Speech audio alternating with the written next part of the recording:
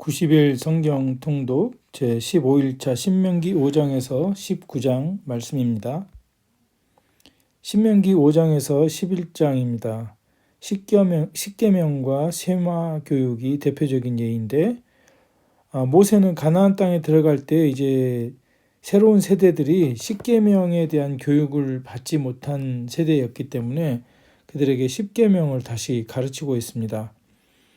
그리고 모세는 들으라 이스라엘아 라는 말로 시작되는 신명기 6장 4절로 9절 말씀인 쉐마를 통해서 오직 하나님만 섬기며 하나님만 사랑할 것을 가르칩니다. 이스라엘아 들으라 우리 하나님 여호와는 오직 유일한 여호와시니 너는 마음을 다하고 뜻을 다하고 힘을 다하여 내 하나님 여호와를 사랑하라. 모세는 이 쉐마를 통해서 오직 하나님께 순종할 것을 말합니다. 그리고 지난 세월 동안 하나님께 불순종하여 하나님을 시험하고 거역한 역사들을 회고하며 가나안 땅에 들어가거든 오직 하나님의 말씀을 듣고 순종할 것을 권면하고 있습니다. 이 신명기의 가장 중요한 내용 중에 하나가 순종이죠. 순종. 그러면 하나님께서 너희를 축복하여 줄 것이다 라고 말씀하고 있고 그가 가르친 모든 규례와 법도를 지켜 행할 것을 권면하고 있습니다. 5장부터 조금 더 자세히 보겠습니다. 십계명. 모세는 새로운 세대에게 호렙산에서 하나님께서 주신 십계명을 다시 한번 가르치고 있습니다. 모압 평지, 지금 모세가 모압 평지에서 아라바 광야에서 지금 누구한테 얘기하고 있습니까? 만나 세대,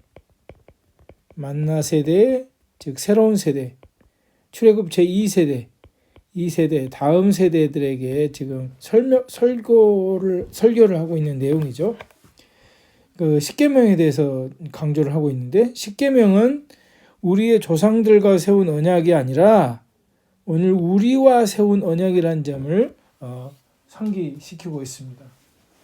오늘날도 십계명은 영속적인 계속적으로 구약에만 적용되는 것이 아니라 오늘날 우리에게도 적용되는 말씀인 것입니다. 십계명은 또한 시간을 초월한 언약이다라는 것을 또한 설명하고 있습니다.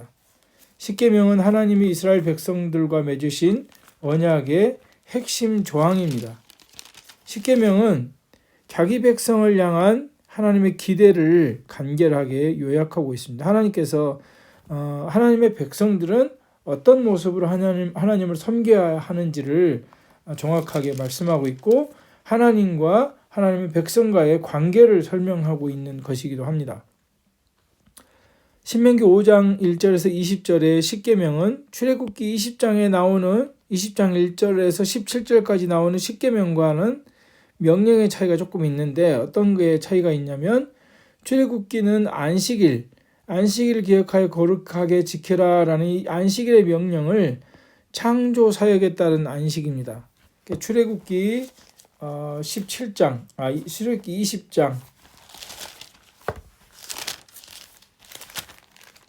출애굽기 20장 8절 9절에 보면 안식일을 기억하여 거룩하게 지키라 엿새 동안 힘써 내 모든 일을 행할 것이나 그리고 마지막에 11절에 이 엿새 동안에 나 여호와가 하늘과 땅과 바다와 그 가운데 모든 것을 만들고 일곱째 날에 쉬었음이라 그러므로 나 여호와가 안식일을 복되게 하여 그날을 거룩하게 하였느니라 이렇게 그 출애굽기에는 안식일 명령을 창조 사역에 따른 안식으로 설명하고 있습니다. 그러나 신명기에는 애굽 땅에서 종되었다가 구속받은 것을 기억하기 위해서 안식을 행해야 한다라고 그렇게 기록하고 있습니다. 신명기 5장 12절로 보면 내 하나님 여호와가 내게 명령한 대로 안식일을 지켜 거룩하게 하라. 엿새 동안은 힘써 내 모든 일을 행할 것이나 그리고 15절에 보면 너는 기억하라. 내가 애굽 땅에서 종이 되었더니 내 하나님 여호와가 강한 손과 편팔로 거기서 너를 인도하여 내었나니 그러므로 내 하나님 여호와가 내게 명령하여 안식일을 지키라 하느니라. 그래서 신명기의 이런 해석은 하나님의 피조물의 창조의 안식과 더불어 그들이 구속받은 것을, 이스라엘 백성들이 구속받은 것을 동시에 기억하게 하기 위함이었습니다. 오늘날 우리 모두는 예수 그리스도의 십자가의 구속으로 은혜로 참 안식에 들어갈 때가 올 것입니다. 히브리서가 그것을 얘기하고 있죠. 쉐마 교육 6장입니다. 쉐마 교육. 모세는 이스라엘 백성들이 오직 하나님만 섬기며 그들의 존재 전체로 사랑할 것을 가르치고 있습니다. 그래서 내 마음과 목숨과 힘과 뜻을 다하여 내 하나님을 사랑하라. 존재 전체로 하나님을 사랑하라고 말씀하고 있습니다. 이스라엘 백성들에게는 이제 세 가지 위험 요소가 있습니다. 이방 종교의 위험, 물질주의의 위험, 9장 10장의 자기중심주의의 위험을 배격해야 한다고 말씀합니다. 그렇기 때문에 그것을 배격하려면 어떻게 해야 합니까? 여호와의 명령을 삼가 듣고 그것을 행하라 라고 말하고 있습니다. 그와 더불어 계명을 반복하여 듣고 지키라 라고 말씀하고 있습니다. 6장 4절 9절은 쉐마 들으라를 강조하고 있습니다. 이스라엘아 들으라, 우리 하나님 여호와는 오직 유일한 여호와시니 너는 마음을 다하고 뜻을 다하고 힘을 다하여 내 하나님 여호와를 사랑하라. 정통 유대교에서는 신명기 6장 4절 9절과 신명기 11장 18절에서 20절, 민수기 15장 37절 41절을 매일 암송해야 한다고 합니다. 그만큼 그 첫 번째에 있어서 되게 중요한 것인데, 내 마음과 뜻과 힘을 다해 내 하나님 여호와를 사랑하라. 우리의 전 존재로 하나님을 사랑할 것을 말씀하고 있습니다. 이스라엘 백성들은 자신의 전 존재, 마음과 목숨이죠. 영혼, 생명과 힘을 다해 하나님을 사랑해야 합니다. 전 존재로. 6장 7절에는 내 자녀에게 부지런히 가르치며 라고 말씀하고 있습니다. 가르치다라는 말은 반복하다, 새기다 그런 의미를 가지고 있습니다.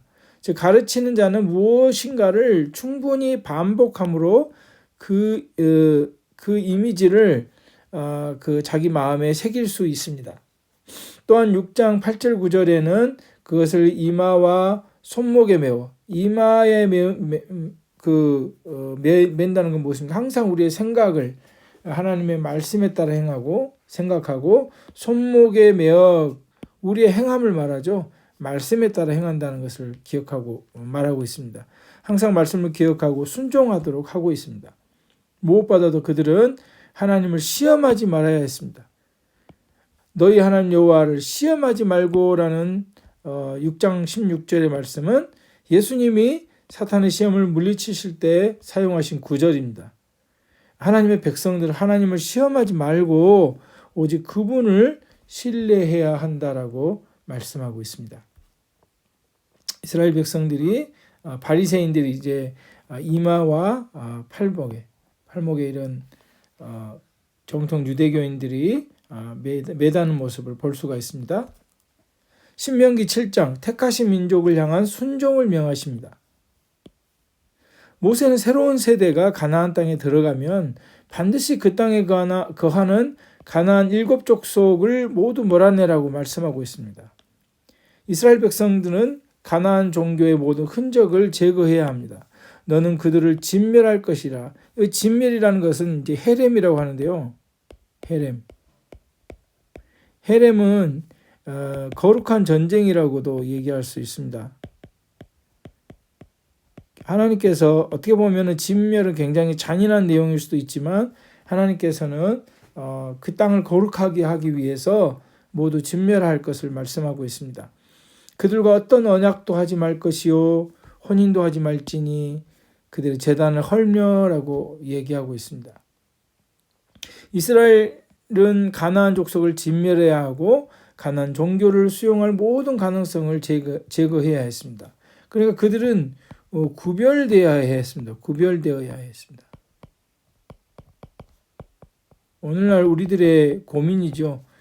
이 세상 속에 살고 있고 이 세상 속에 살고 있으면서 세상의 문화에 지대한 영향을 받고 우리는 살아갑니다. 우리가 이 세상의 문화 속에서 어떻게 살아가야 할지를 날마다 우리가 세상 속에서 지혜롭게 살아가야 되겠죠. 세상의 문화보다 그리스도의 문화를 창출하며 살아가야 할 것입니다. 하나님은 그분을 사랑하고 그분의 계명을 지키는 자에게는 천대까지 인애를 베푸시지만 그분을 미워하는 자에게는 신속히 보응하시며 멸시하겠다고 말씀하십니다. 여기 보면은 순종하는 자는 천대까지 인애를 베푸시지만 하나님 미워하는 자는 3, 4대까지 굉장히 차이가 있죠. 그렇지만 여기에서 말씀하시고자 하는 뭡니까? 하나님께 순종하면 하나님께서 그들을 축복해 주시겠다라는 것을 강력하게 말씀하고 있는 것입니다. 그래서 이스라엘 백성들이 하나님께 절대적으로 복종하고 순종할 것을 요구하고 계십니다. 신명기 8장에는 여호와를 잊지 말라는 내용입니다. 모세는 이스라엘 백성들이 그 원수를 정복한 뒤 가나안을 정복한 뒤 또 다른 위험에 직면하게 될 것을 말하고 있습니다. 그것은 그 땅의 물질적 풍요로운 삶으로 말미암아서 여호와 하나님을 잊어버리게 될까 하는 그런 위험에 대해서 말씀하고 있습니다. 우상 숭배가 하나님께 대한 헌신을 왜곡시킨다면 물질적인 풍요는 헌신을 잊어버리게 만들 수 있다는 것입니다. 하나님을 잊어버리게 될까 그렇게 염려한다라고 기록하고 있습니다. 8장 11절에 신명기 8장 11절에 보면 내가 오늘 내게 명하는 여호와의 명령과 법도와 규례를 지키지 아니하고 내 하나님 여호와를 잊어버리지 않도록 삼가할지니라 라고 말씀하고 있습니다. 그리고 13절 14절에 보면 또 내 소와 양이 번성하며 내 은금이 증식되며 내 소유가 다 풍부하게 될 때에 내 마음이 교만하여 내 하나님 여호와를 잊어버릴까 하노라 염려하노라 이렇게 기록되어 있습니다. 그리고 19절에도 보면 내가 만일 내 하나님 여호와를 잊어버리고 다른 신을 따라 그들을 섬기며 그들에게 절하면 내가 너희에게 증거하노니 너희가 반드시 멸망할 것이라. 잊어버리게 되는 왜 어떻게 해서 잊어버리는 풍요로움, 물질적 풍요로움, 물질주의가 굉장히 위험하다는 것을 우리가 알 수 있죠. 모세는 광야에서 하나님의 초자연적인 공급으로부터 가나안 땅에서 그분의 자연적 공급에 대해서 설명하고 있습니다. 물질적 풍요의 위험성을 경고하면서 사람이 떡으로만 사는 것이 아니라고 말하고 있습니다. 이스라엘 자손은 광야에서 하나님이 주신 만나를 먹고 살았죠. 그들은 매일 하나님의 공급하시는 힘으로 살았습니다. 다시 말해서 하나님을 섬기는 것이 우선순위가 되어야 한다라는 것을 가르치고 있습니다. 우리나라 역사에도 보면 이 안식일을 지킨다는 하나님을 섬기는 걸 우선순위로 삼았던 그런 모습을 볼 수 있는 예 중에 하나가 남과 북이 갈라지기 전에 평양에 교회들이 굉장히 많았죠. 교회들이 굉장히 많았는데 그때 안식일이면 상점들이 문을 다 닫아서 물건을 살 수 없을 정도로 하나님을 절대적으로 신뢰하고 그렇게 하나님의 말씀에 따라 살아가려고 했었던 모습을 봅니다. 그러나 오늘날은 어떻습니까? 물질주의에 빠져서 사람들이 돈을 버는데 너무 신경을 쓰고 하나님께서 말씀하신 그 명령도 잘 지키지 않는 그런 물질주의에 빠져 사는 그런 모습들을 우리가 또 보게 됩니다. 예수님은 이 말씀으로 사탄의 유혹을 물리치셨습니다. 모세는 이스라엘 백성이 하나님을 잊고 가나안의 우상 숭배에 가담한다면 그들도 이전의 가나안 민족들처럼 멸망할 것이라 라고 경고하고 있습니다. 신명기 9장입니다. 이스라엘 백성들의 불순종과 하나님의 사랑에 대해서 기록하고 있습니다. 그러니까 회고하고 있죠. 이스라엘 백성들이 얼마나 하나님께 불순종하고 반역하고 불평하고 원망하는 백성이었는지 그것을 회고하고 있고 동시에 하나님의 사랑에 대해서 그럼에도 불구하고 자기 백성을 향하여 이스라엘 백성을 향하여 자비와 긍휼과 은혜를 베풀어 주신 하나님의 사랑을 또한 회고하고 있습니다. 이스라엘이 가나안 땅에 당할 세 번째 위험 요소는 자기의입니다. 자기의로 이어지는 자기중심주의입니다. 이스라엘 민족이 가나안 땅을 정복한 것은 자기의 때문이 아니었습니다. 자기 능력, 자기 노력, 자기 수고 때문이 아니었던 것이죠. 오직 하나님의 공의 때문이었다고 기록하고 있습니다. 하나님은 그들의 악함, 가나안 백성들의 악함으로 말미암아 이스라엘 민족으로 하여금 심판하게 하신 것이라고 말씀하십니다. 모세는 하나님이 이스라엘을 택하신 이유가 오직 하나님께서 그들을 사랑하셨기 때문이라고 말씀하고 있습니다. 오늘날 우리가 예수 그리스도를 믿는 은혜를 받았죠. 예수 그리스도를 믿는 은혜를 받은 하나님의 백성이 하나님의 자녀가 되었는데 우리가 이 네팔을 예로 든다면 네팔 사람이 힌두교를 믿고 있는데 그 사람들보다 뭔가 대단해서 우리가 택함을 받은 것이 아니라는 거죠. 하나님께서 특별한 은혜로 우리를 사랑해 주셨다라는 것을 우리가 꼭 기억해야 할 것입니다. 그러니까 우리에게 주신 은혜를 동일하게 이 땅의 사람들에게도 하나님을 알지 못한 이 땅의 사람들에게도 하나님께서 허락하신다면 동일하게 그들도 하나님 은혜 안에 머물 수 있는 것입니다. 이스라엘 백성들은 완고하고 반역을 저질렀습니다. 완고했죠. 불평하고 원망하고 하나님을 불신하고 불순종하고 그렇지만 하나님은 그들에게 긍휼을 베푸셔서 이제 가나안 땅에 들어가게 하신다는 것입니다. 오늘 우리는 자기 중심주의가 아니라 하나님 중심의 세계관을 가져야 합니다. 자기 중심주의는 뭡니까? 내가 내 마음대로의 삶, 내가 내 인생의 주인이고 내가 내 인생의 왕이 되는 삶입니다.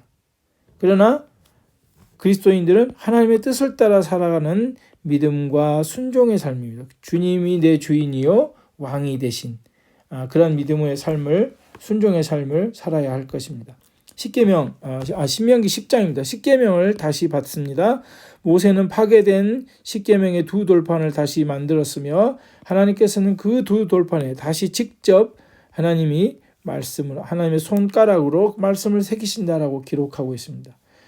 새기셨다라고 기록하고 있습니다. 하나님은 이스라엘 백성들을 택하셨습니다.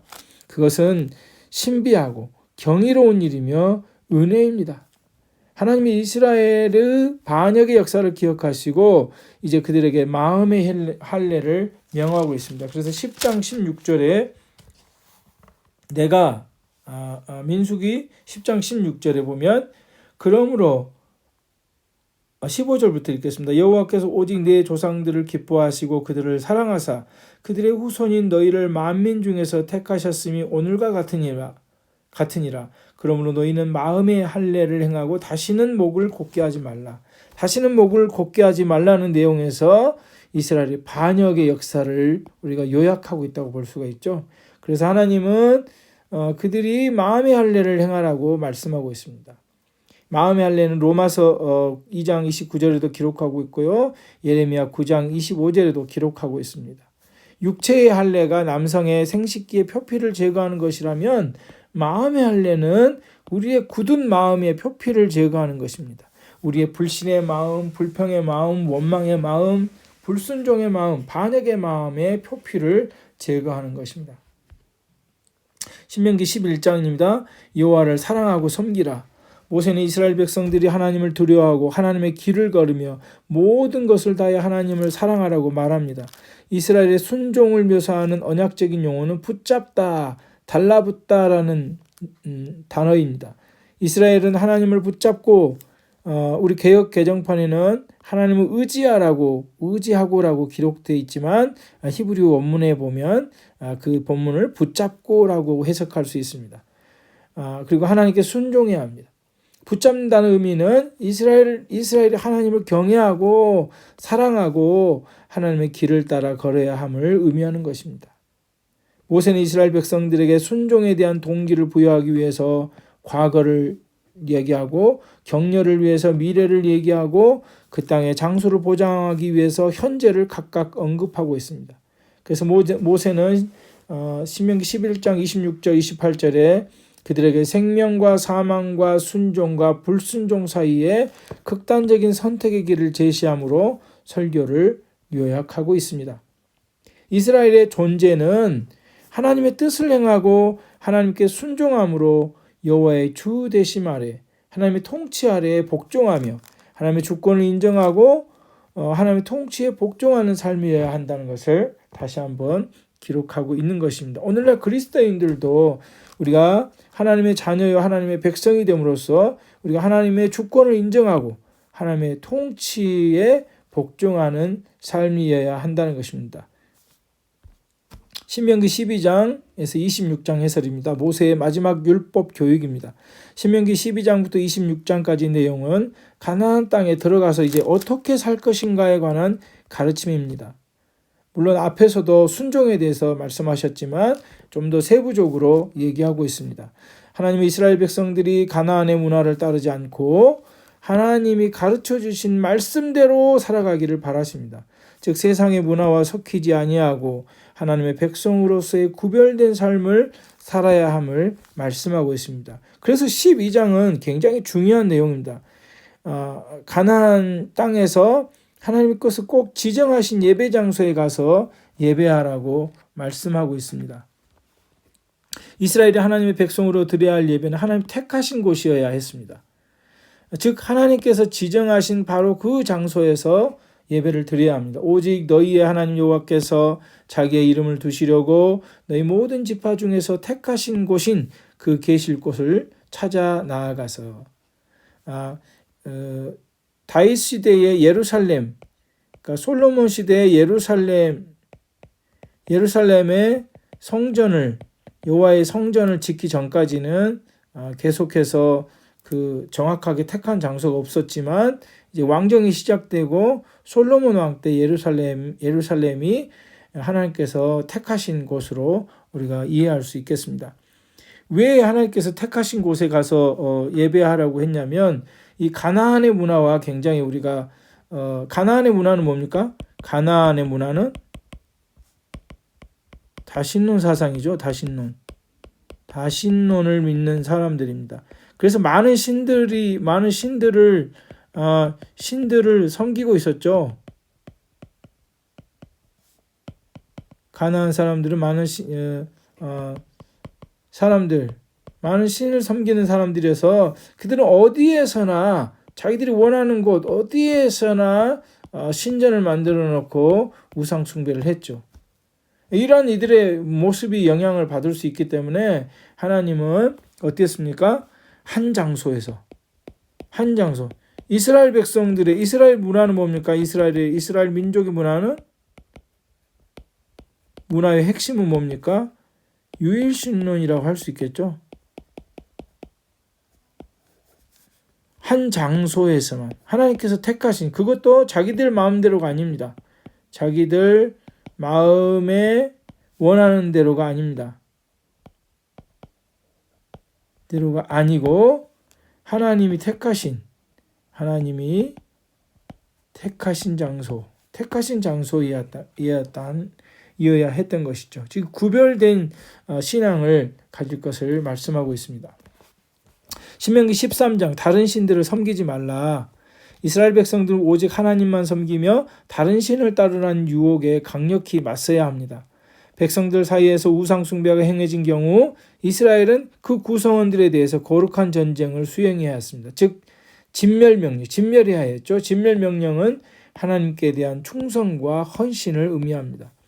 이스라엘은 오직 하나님만을 섬길 때 하나님의 긍휼과 자비를 더하시며 번성하게 될 것이라고 말씀하고 있습니다. 신명기 14장입니다. 정한 짐승과 부정한 짐승 11조 규례가 기록되어 있습니다. 신명기 14장 전체는 성결이라는 주제로 설명하고 있고요. 거룩하다는 것은 하나님께 전적으로 헌신한다는 것을 뜻합니다. 그래서 다른 모든 것과 구별된다는 그런 의미도 내포되어 있습니다. 여기에서 정한 음식과 부정한 음식 규정에서 이스라엘은 하나님이 음식을 포함한 삶의 영역 전체의 주인이심을 보여주고 있는 것입니다. 오늘날 이 신명기 14장에 이런 그런 정한 음식, 부정한 음식 이런 규정은 폐기되었습니다. 그러나 이 법은 이스라엘이 중요한 구별을 바르게 행하도록 돕고 하나님의 인생 전체의 주관자이심을 백성들에게 보여주려는 목적을 나타내고 있습니다. 예수님이 오심으로 우리는 그리스도의 보배로운 십자가의 피로 거룩하게 되었기 때문에 오늘날 우리는 이러한 것들을 행하고 있지는 않습니다. 14장 22절 29절의 11조에 대한 규례는 이스라엘 자손이 해마다 여호와와 함께 잔치를 벌이고 교제하는 가운데 11조를 소비하라고 말씀하고 있습니다. 이스라엘 자손은 3년마다 성읍 내에서 11조를 모아서 부양수단이 없는 이들, 즉 레위인과 나그네와 고아와 과부, 나그네는 이제 난민에 속하겠죠. 고아와 과부에게 나누어 주어야 했습니다. 하나님이 이러한 11조에 특별한 복을 더하시는데 이렇게 11조를 하면 그리하면 내 하나님 여호와께서 내 손으로 하는 범사에 내게 복을 주시리라. 11조는 즉 하나님께 대한 믿음을 요구하는 것입니다. 11조는 개인적인 이익을 위해 사용하기보다 하나님의 영광을 위해 사용될 때 하나님의 축복이 더해진다는 것을 알 수 있습니다. 신명기 15장은 면제년입니다.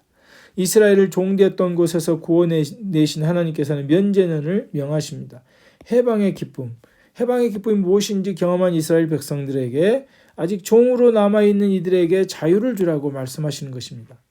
고대 근동의 세계에서는 새로운 왕이 즉위하면 가난한 백성들에게 은혜를 베푸는 그 조치로 부채 탕감을 선포하곤 했습니다. 이스라엘의 왕이신 여호와는 이 관행이 7년마다 실행되도록 법을 제정하셨고 안식년이 시작될 때 이스라엘의 모든 채권자는 채무자들의 부채를 탕감해 주어야 했습니다. 그러나 일시적으로 거주하는 타국인에게는 적용되지 않았습니다. 이 면제년 규례를 통해서 이스라엘 자손은 서로 경쟁자가 아니라 한 가족의 구성원이다. 우리는 하나님 나라의 백성이다. 이런 개념을 나타내고 있습니다. 16장입니다. 절기를 통한 부의 분배. 하나님께서는 이스라엘에게 명령하신 그런 절기들, 유월절, 또 초막절, 이런 절기들은 종과 나그네, 레위인 및 약한 이웃들에게 유익이 돌아가도록 배려해야 하는 그런 기간으로 삼으십니다. 신명기 17장 왕을 세우는 방법이 기록되어 있습니다.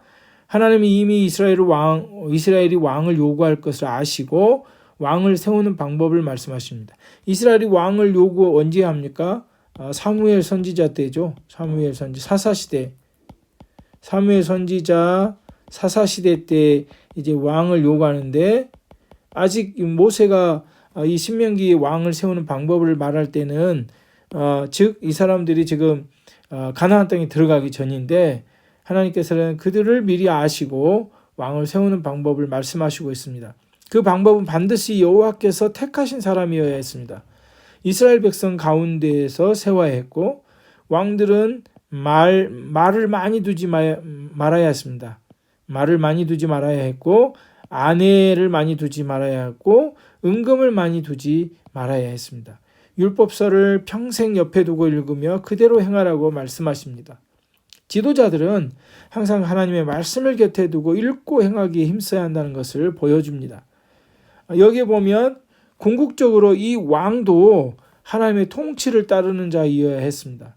왕 그 자신도 매일 하나님의 말씀으로 충만한 한 명의 하나님의 백성이라는 것을 알 수 있습니다. 그러니까 자기가 왕에 대해서 통치하지만 그도 하나님의 통치를 받는 백성이라는 것이죠. 신명기 18장입니다. 제사장들과 예언자들에 대한 규례입니다. 제사장과 예언자들과 같은 종교적인 직무에 대해서 말씀하고 있는데 18장은 레위인들 전체와 송수에서 제사장 역할을 수행하기도 하는 레위인들, 제사장이 아닌 지방의 레위인들에 대해서도 언급하고 있습니다. 그리고 제사장과 레위인들의 직무상 특권들과 이스라엘 백성들이 그들의 몫으로 제공하는 것들을 강조하고 있습니다. 제사장과 레위인들의 생계는 전적으로 이스라엘 백성들에게 의존하게 되었습니다. 이스라엘 백성들이 11조를 드리면 그 11조를 레위인들을 위해서 사용했고요. 레위인들도 11조를 드리면 이 11조는 아론의 자손들, 그러니까 대제사장 아론과 그의 자손들을 위해서 사용되었습니다. 그래서 이스라엘 백성들이 하나님께 예물을 드리면 레위인과 그러니까 즉 제사장과 레위인과 대제사장들에게 돌아갔던 것이죠. 그래서 그들은 온전히 하나님을 섬기는 일에만 집중하도록 하는 하나님의 뜻이 내포되어 있다 할 수 있습니다. 그러나 이 규정이 지켜지지 않아서 느헤미야서에 보면 어떻습니까? 레위인들이 자기 일을 하고 있는 거예요. 하나님을 섬기는 일보다. 그래서 오늘날도 하나님을 섬기는 자들 우리가 잘 돌봐야 된다는 것, 그들에 대해서 그들의 생계를 책임져 줘야 된다는 것을 또한 우리가 알 수 있습니다. 9절에서 14절은 이방 종교에서 신탁 메시지를 얻는 데 사용되는 그런 기교들에 대해서 언급하고 있습니다. 그러나 이스라엘의 예언자들은 어떻습니까? 하나님의 뜻을 분별할 때 그런 이방 종교에서 사용한 방법들을 사용하지 않고 하나님께서 자신의 말씀을 직접 예언자들에게 주실 것이라고 말씀합니다. 그래서 우리 구약의 많은 예언자들 보면 하나님께서 그들의 예언자들의 입에 하나님의 말씀을 주시는 것을 볼 수 있습니다. 우리에게 하나님 앞에서 대표할 제사장이 필요합니다. 또한 우리는 우리 앞에서 하나님을 대표할 예언자도 필요합니다. 그들은 재판관들이나 왕들과 마찬가지로 우리가 존중해야 할 사람들이라는 것을 알 수 있습니다. 마지막으로 신명기 19장입니다. 도피성입니다. 도피성은 여러 장에서 많이 언급하고 있습니다. 민수기 35장에서도 언급하고 있고 신명기 19장에도 언급하고 있고 그리고 여호수아 20장에도 계속해서 언급하고 있습니다. 이 도피성은 이스라엘 민족이 가나안을 정복하고 제비를 뽑아 지파대로 기업을 분배받을 때 도피성을 두었습니다. 도피성은 요단강 동쪽의 세 성읍, 서쪽의 세 성읍을 지정하여 부지 중에 또 실수로 사람을 죽인 사람들이 신속하고 안전하게 피신할 수 있도록 하셨고, 고의적으로 살인한 자는 반드시 죽여야 하지만 과실치사나 사고인 경우 이런 일을 저지른 사람들이 피해 보복을 당하지 않게 하시는 하나님의 자비하심의 모습도 엿볼 수 있습니다.